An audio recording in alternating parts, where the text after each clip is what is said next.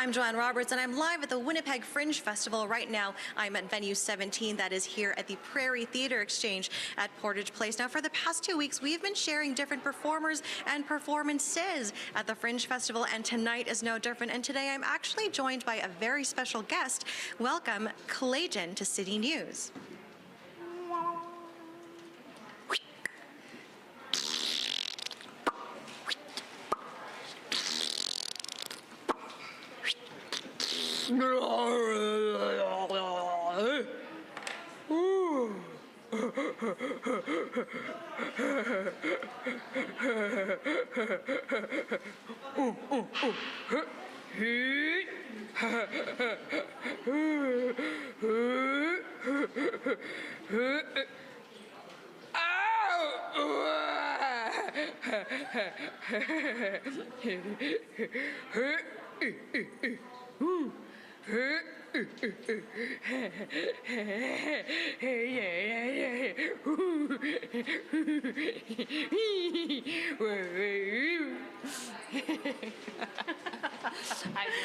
Hi, Ingi. So this is the genius behind Clayton, Ingi Hansen. Ingi, you have been a puppeteer for Fraggle Rock and Sesame Workshop, and now this is your own creation. Tell me, what is it like being a puppeteer? Oh, it's the best job ever. I mean, when you do a live show, you get to play with the audience and all of that. And when you work in a TV show, you get to, hide behind the puppet and create these weird characters, and you get to be things that you never normally would get to be. Like, was running around the streets of New York City dressed as a giant orange monster, who would talk like this, and running around, and getting ice cream and all sorts of things. Yeah. So you get to be all sorts of creatures. I love that. If you know who that was, send me a DM.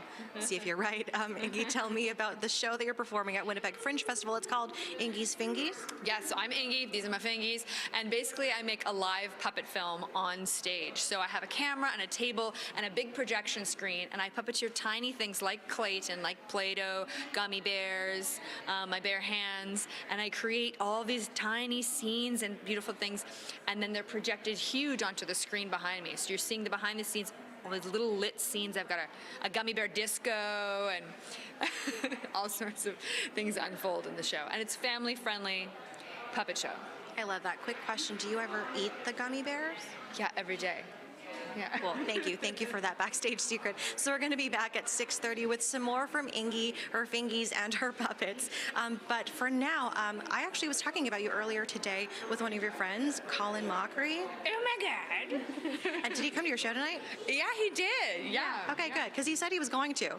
So we're going to hear now from Colin and what he said this afternoon. It was afternoon at Winnipeg. Oh my gosh, at the Alt Hotel in Winnipeg about the Winnipeg Fringe Festival.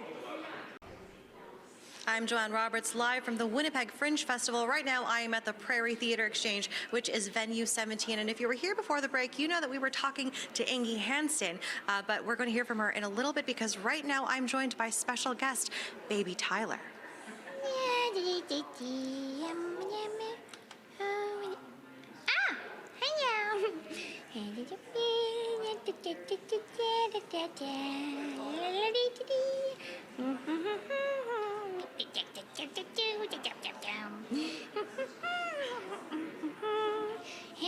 Oh, swam.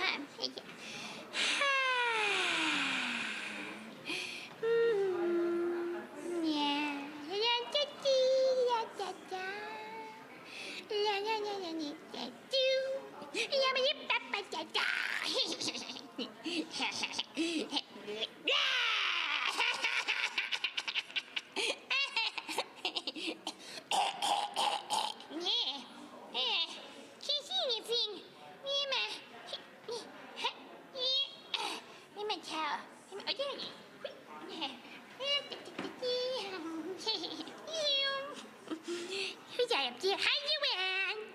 Hi, Tyler. Baby Tyler. Hello. Hi. You're my fish. Here we go. Hi. Oh my gosh.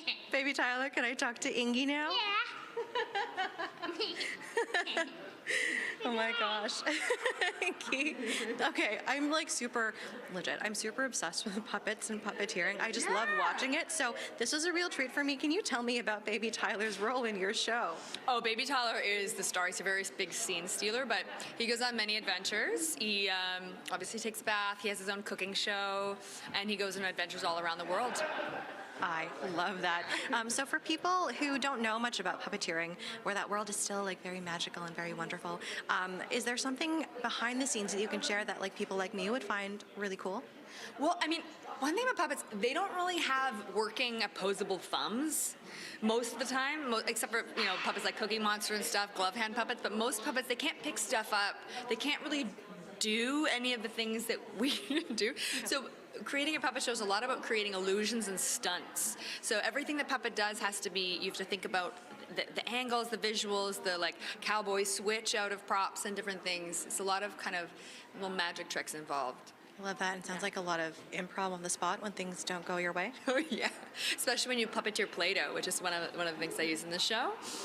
The Play-Doh puppets, they smush and mush and do whatever they want, so it's always exciting. For people that want to come see Baby Tyler, Clayton, and yourself in Ingi's Fingies, when are you playing next?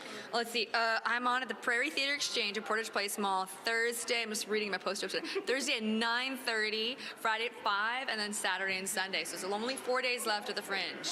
Yeah. Not a lot of time left, so better get your tickets really soon. If you want to hear more about Ingi Hansen, Ingi's Fingies, or any other Fringe shows, visit winnipegfringe.com. We're going to be back tomorrow evening with some more live coverage, so tune in. But for now, I'm going to leave you with Mr. Colin Mochrie, who is in Winnipeg right now doing a Winnipeg Fringe show, and this is what he had to say.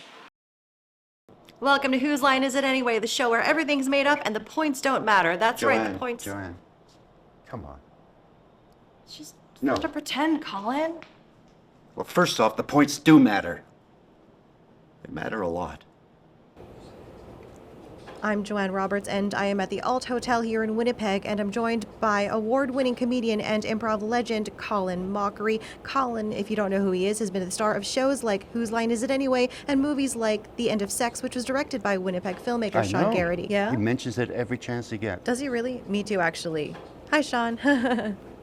So for those of you who don't know, Colin is here at the Winnipeg Fringe Festival with his improv comedy with Kevin Gillies, but you've also been improvising and playing some local players here in Winnipeg. Yeah, I always love working with the kids, which pretty much is everyone else in the improv world. They're all younger than me. But I did the Big Improv a couple of days ago, which was a lot of fun, and tonight I'm doing a D&D. Love that. And for people that want to see your show, I hear that it's sold out. Yeah. Colin, a lot of celebrities have said some things about their experience in Winnipeg and how they've been enjoying it, and I'm wondering, how have you been enjoying it? I have been enjoying it, and I always love coming to Winnipeg. This is one of the few times I've been in Winnipeg, not in the winter.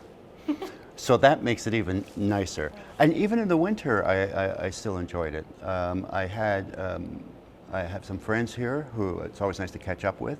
I always love doing Fringes because it gives me a chance to actually see shows, which I don't usually get a chance to do. And also I have a lot of friends here doing shows, so it's perfect catching up with them, so I don't actually have to have dinner with them or something. I just watch their show. Yeah, just do that. That's much better. It really is. Have you seen any shows that you would like to mention now? I've only seen one show so far, but my next couple of days are booked. I saw Kevin Gillies' show, 7 Minutes in Kevin. I highly recommend. It's a lovely show. It's dark at times, but it ends on such a lovely, hopeful message that I hope people catch it. I'm seeing another friend today, Bob Banks. Bob, we just had him live yesterday. Was he all right? He was okay. Yeah. I was a little worried because he was dressed in a snowsuit. Yeah. And as you know, it's like really, really hot outside. It is. But there was a reason, and he was great, yeah. He is great, so I'm looking forward to his show today, and I'm just trying to see what else. Oh, Ingi's Fingies? Yes, I'm talking to Ingrid tonight. Excellent. Then I have to see it, because then you can say, and her show I think is on after ours today, so it's perfect. And Oh, perfect. For comedians, I know there's so many in the city that look up to you. For comedians that would want to have some semblance of the amazing career that you've had, is there a piece of advice you would like to give to them? First of all, if there's something else you're good at, do that. If not, then do this as much as you can, wherever you can. Watch the people who you think are funny, who you admire, and see what it is about them that touches you, whether it's their point of view, whether they're physical, or whether it's sharp commentary, and find ways to steal that. But because you're doing it through you, it's totally different from what they do. I like that. Fine line. Yeah, so it's a kind of a Robin Hood deal with skills, where you steal from the great and you give to yourself and change it just enough that you won't get sued. You have to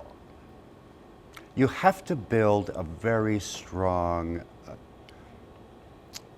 ego, and I don't mean you know, to think you're the best thing in the world and to make fun of other people. But this is a career where you're just constantly judged. It's like you're constantly judged on your job every time you perform it.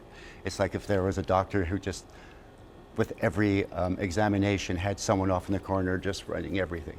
And there's some times where you can get a little overwhelmed by that, especially if you're getting bad reviews. You can't totally disregard them. You have to read them and say, okay, is there something in there that I can use, or is it just because this person's sense of humor was not in alignment with mine? If that's so, then that's going to happen. There are going to people, amazingly, there are people who hate what I do. I know, it makes no sense to me, but it happens. You just have to be strong. It's a very underappreciated art in a way. Everybody has a funny uncle, or there's people who are funny at kitchen parties. That's different from going in front of an audience who have paid money to laugh. They're a little harder to please than your family members. So, got to be strong, do it as much as you can, work out all the time, always keep writing, keep involved in the world. I know a lot of comedian friends who have like a wide array of friends who are in different professions, so you don't get stuck in just comedians and comedy. See other points of view, see where the funny is in everyday life. Love that. So you have made so many people laugh. I feel like you're best known for Whose Line Is It Anyway? It's certainly where I was introduced to your comedy. Is there a particular moment in all of those years where you look back and in the moment you were like, we can't air this? Richard Simmons just passed away, very sadly, and he was responsible, I believe, for one of the funniest things, not only on Whose Line, but in the history of television. I'm going to just say it, in the history of television. And as we were doing it, I thought I was using him as a jet ski. I remember that. Yeah. Yes. And on the final edit, they actually had to cut that reaction from the audience because it went on so long. His head was bobbing at my crotch for 2 full minutes. And 2 minutes is a very long time. And I thought, first of all, this is never going to make it on air. And it did. And it became an instant classic. And it's one that people, for some reason, send me going, it's like, yeah, I remember it. In fact, it's the only Whose Line scene I remember. And it's because of how committed Richard was to it and the audience reaction. Love that. You don't remember things you can say about your dog, but not your girlfriend? Oh, yeah. Yeah. Yeah. I mean, there are some, as I look back, there are some where I go, how did that actually get on air? Because, there was a censor in the booth the entire time, because usually they get scripts and then they can go over the scripts and go, you can't do this, you can't do this.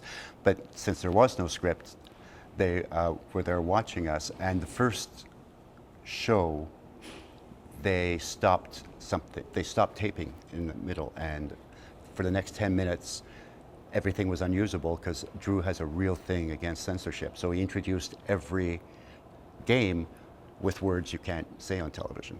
So the producer and the censor got together and said, look, we'll wait till after the show, and then if you have any problems, we'll talk about it and we'll see what we can get. And we know that it's become a major hit and continues to be a major hit with all the reruns and YouTube videos, and it's amazing. Thank you so much for joining me today, Colin. It was really fun. Break a leg with the rest of your Fringe shows. And yeah, thanks for joining me again. Thanks for having me. You can stop rolling now? Okay, now for the real questions. Yeah. Sorry, Colin, but I wanted... Do you have Wayne Brady's phone number? Okay, this goes no farther. The cameras are off. I write all of his stuff. Next time you're watching, watch really carefully. He's wearing an earpiece. When he's doing all the songs, if the camera was just a little bit over, you'd see me telling him what to say. I know, it's a big thing and I'm not allowed to say anything about it, but man. Mr. Brady. Yeah.